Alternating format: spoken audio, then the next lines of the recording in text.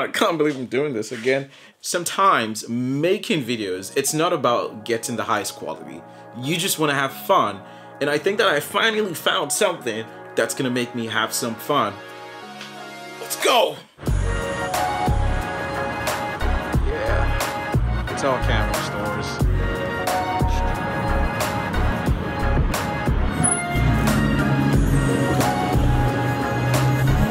Hi. Yeah. Let me just show you what I got. I went ahead and I got myself an action camera. Not just any action camera. I went ahead and got myself the Insta360 One X2. I've seen incredible videos made with this thing. And the point here is not quality. The point is just, it's enjoyable. But we're losing light, and I'm not sure if the sensor on this thing is made for low light. But we don't care. Let's see what it looks like.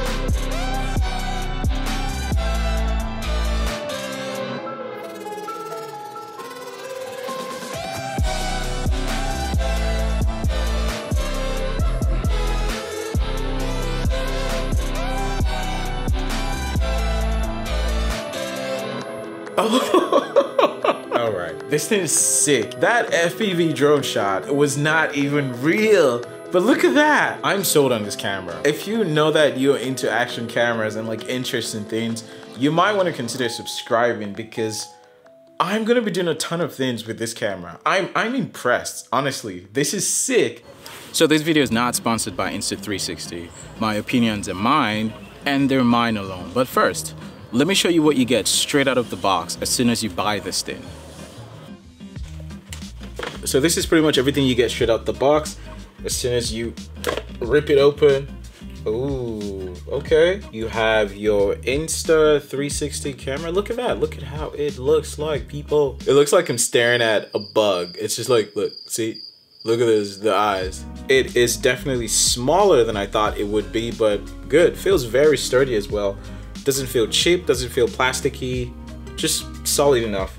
This pouch, which is also from Insta360, I've read that you can easily damage the lens, so this will be to protect that. Here it says accessory bag. The regular things, you have the charger, manual. Oh, you get a sticker. Ah, a fiber cloth to clean the lens. And secondly would be the carrying case. You can store everything just right there. The Insta360 selfie stick, you can just look at the measurements yourself if you want to get a sneak peek of something like that. And this thing should be long, bro. Rolling butter. It is right over her. Okay, having used this thing now for a couple of weeks, here's my experience using this camera. The first thing being the lens. This lens is very exposed, and I really wish that Insta had not designed this thing this way. Every time you're trying to use this camera, you'll always have to remember that, oops, I don't want to scratch it. It is just so out there. Yes, they do provide some lens protection in terms of the plastic or whatever, but I'm not going to put those things in front of the camera. It's just going to reduce the quality of the image that you get out of this thing. Now, if you do scratch the lens, I hear it's quite expensive to fix or to replace. So Insta, not so good.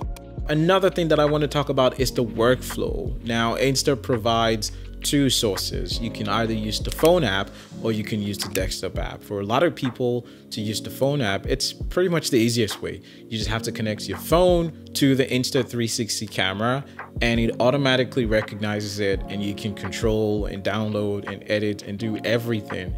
They also have a couple of cool stories that I think that they should have transferred to the desktop app, but The desktop version has more latitude if you want to get more out of the clips coming out of this camera. You can export in H.264, H.265, and even in ProRes. The sizes of the ProRes, it's insane for just something coming out of this small camera.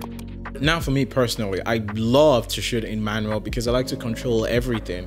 This camera is great in that regard because you do get manual settings, but with a caveat: white balance. The white balance on this thing has a locked-in range, ranging from, I think it's 2,500 all the way to about 8,000, I believe, I'm not sure.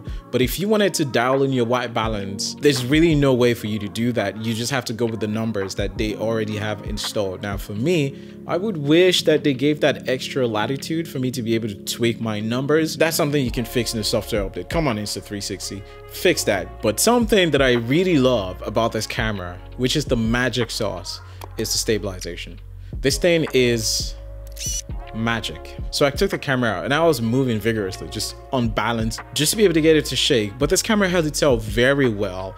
And I'm pretty impressed about how the stabilization works. It is just so good. I feel like Insta has really done a good job in terms of keeping this camera stable. Whatever they got going on inside of here, working that stabe, woo, good Lord, it is good.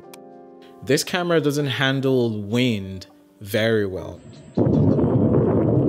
In most cases, a lot of people are not going to be using this riding a unicycle or zooming past anything.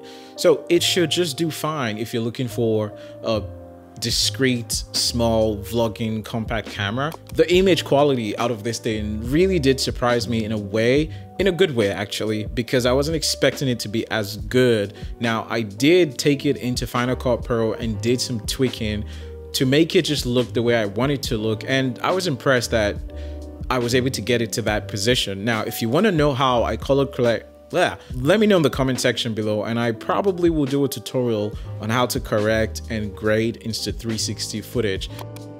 And by far, the most impressive thing about this camera is the battery life. I am telling you right now, the battery on this thing is a man.